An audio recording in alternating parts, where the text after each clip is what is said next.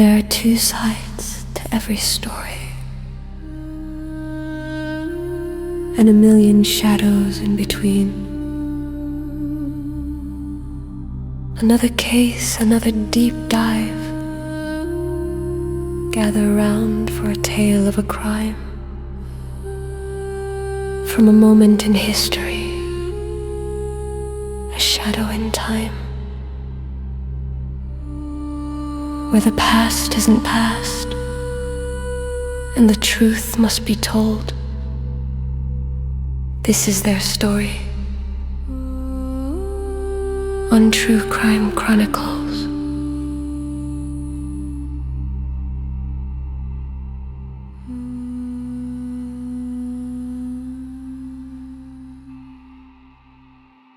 Viewer discretion advised. This video contains mature and potentially distressing content. The subject matter includes detailed discussions of real-life violent crimes, which may involve homicide and murder cases of missing and murdered individuals, descriptions of child abuse and exploitation. This content is not suitable for all audiences and may be disturbing, triggering, or traumatic for some viewers. Please prioritize your mental and emotional well-being. If you choose to proceed, please do so with caution. In the summer of 2008, the military community of Fayetteville, North Carolina was on edge. A female soldier had been found dead in a hotel room, and a self-proclaimed serial killer was taunting the police. Then, on July 10th, another soldier vanished. Army Second Lieutenant Holley Wimunc, a 24-year-old nurse, didn't show up for her shift at the Womack Army Medical Center. When friends rushed to her apartment, they found a scene of deliberate destruction. The air reeked of gasoline. A fire had been set, and Holley was gone. The investigation that followed would uncover a marriage poisoned by jealousy and control, a loyal friend who made a fatal choice, and a cover-up so brutal it shocked seasoned investigators. This is the story of the murder of Lieutenant Holley Wimunc. To those who knew her, Holly Lynn James was a beacon of light, a devoted mother of two, a caring friend and a dedicated nurse who fulfilled her dream of serving in the Army to help others. Her friend, Tra Anna Smith, described her energy as instantly uplifting. Holly's life took a turn when she was introduced to Marine Corporal John Wimunc through her brother, who served in the same unit. At first, the relationship seemed perfect, but soon, a darker picture emerged. Friends and co-workers began to notice the signs. Holly started coming to work with bruises, a busted lip, a black eye.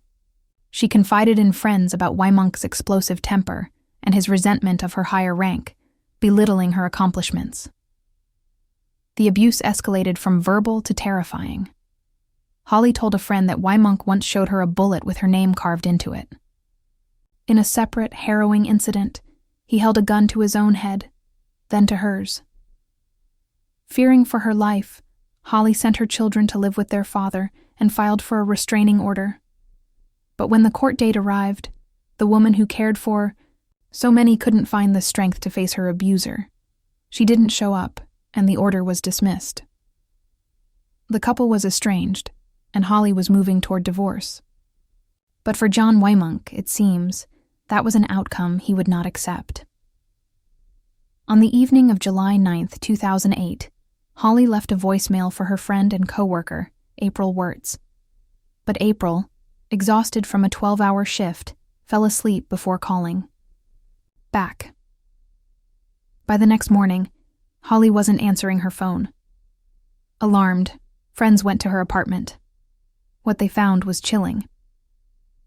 NCIS Special Agent J.C. Hawks was called to the scene. He immediately knew something was horribly wrong. Not only was a section of carpet cut out and removed, but 2 knives were missing from a block in the kitchen. The fire, it appeared, was a desperate attempt to destroy evidence. But evidence of what? The search for Holly was on. And from the beginning, suspicion fell on her husband. When investigators first spoke with John Wimunc, he was agitated and claimed to have no idea where his wife was. But his story was already unraveling. A key witness emerged. Wimunc's ex-girlfriend, who revealed he had come to her on July 9th, angry, with a gun, and said he was going to take care of Holley. Meanwhile, NCIS agents at Camp Lejeune, where Wimunc was stationed, heard a crucial piece of information. A fellow Marine, Lance Corporal Kyle Alden, had been asking around to borrow a black pickup truck on the night Holley vanished. This matched witness reports of a man fleeing Holley's apartment in a black truck. Alden was brought in for questioning. For 3 days, he lied, offering a changing and unconvincing story about his whereabouts. He claimed he was just going to help Wimunc, move some things but called it off, but detectives knew he was hiding something. The breakthrough came when they showed him pictures of Holley's children. As Alden broke down, he finally admitted he was at the apartment, but he still claimed he didn't know what happened to Holley. That was about to change. While Alden was being questioned, NCIS received a call from a firefighter. A body had been found in a shallow, smoldering grave in a remote area near Camp Lejeune. The remains were identified as Holley Wimunc. The scene was gruesome. Her body had been dismembered and set on fire.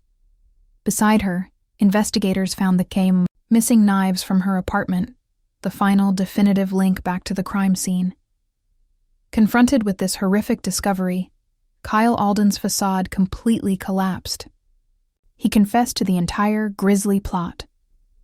Alden stated that Wimunc called him, distraught, and asked for help. When Alden arrived at the apartment, Wimunc confessed he had killed Holley during an argument, shooting her. He claimed it was an accident, but admitted he had to hit her again.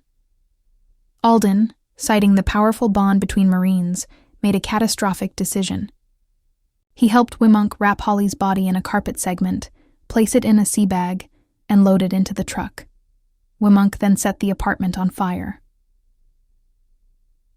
The two Marines drove 3 hours back to the Camp Lejeune area, dug a shallow grave, and attempted to burn Holley's remains in a desperate attempt to erase the crime. With Alden's confession, NCIS moved to arrest John Wimunc. Agent Hawks found him on base, seemingly without a care in the world. He was taken into custody without incident. Facing the death penalty, John Wimunc ultimately pleaded guilty to first-degree murder and arson. He was sentenced to life in prison, without the possibility of parole.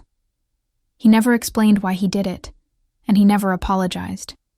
Kyle Alden pleaded guilty to being an accessory after the fact to murder and arson. He was sentenced to 5 years in prison and served 3. Both men were dishonorably discharged. The true weight of the crime was borne by those Holley left behind: her 2 young children, her friends, and her father, Jesse James, who channeled his grief into advocacy, speaking out about domestic violence in the military. Holley Wimunc was more than a victim. She was a healer, a soldier, a mother, and a friend whose life was brutally cut short. Her story remains a tragic reminder of the deadly potential of domestic violence and the importance of listening to the warnings before it's too late.